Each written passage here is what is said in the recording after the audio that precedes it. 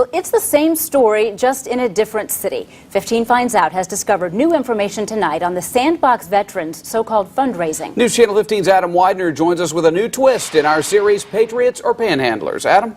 For years, members of that group used to approach drivers in Fort Wayne asking for donations, claiming the money went to help Iraq and Afghanistan veterans with PTSD.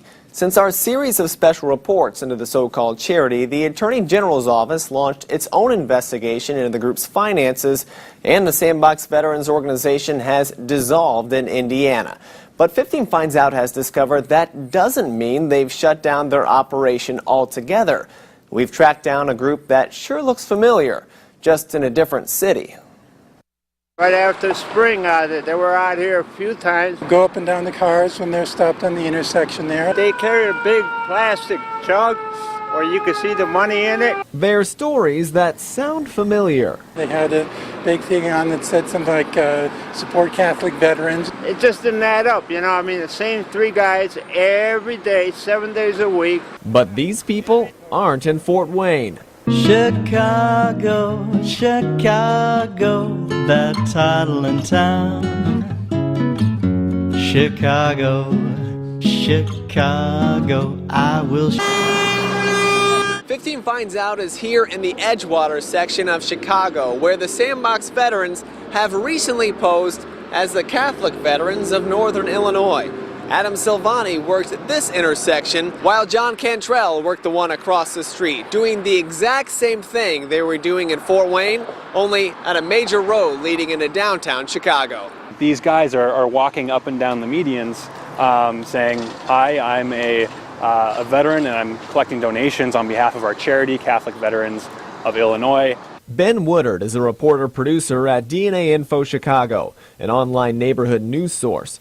He began getting complaints soon after 15 Finds Out aired our investigation into the group, so he started investigating. They said that these people were aggressive and that it wasn't really clear where the money was going that was being donated. This wasn't the first time the group changed its name.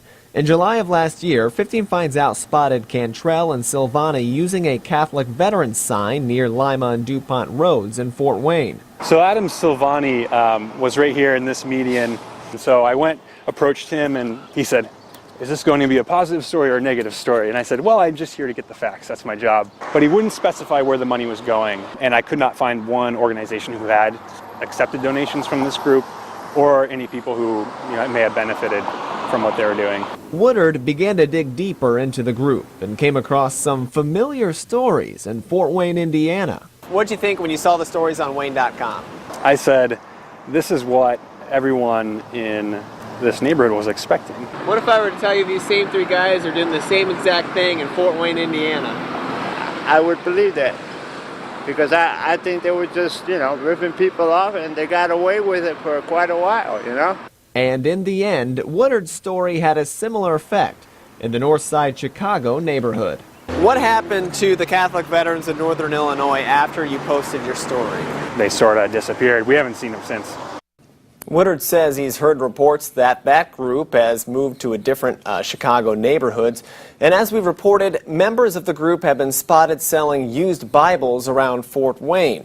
The Indiana Attorney General had originally summoned the Sandbox veterans to court tomorrow looking for financial records. We just found out that hearing has been canceled for a reason at this point remains unclear, but we'll continue to follow the Attorney General's investigation into the group and bring you the latest as soon as it becomes available. All right, nice job following up. Appreciate it. Thanks, Adam.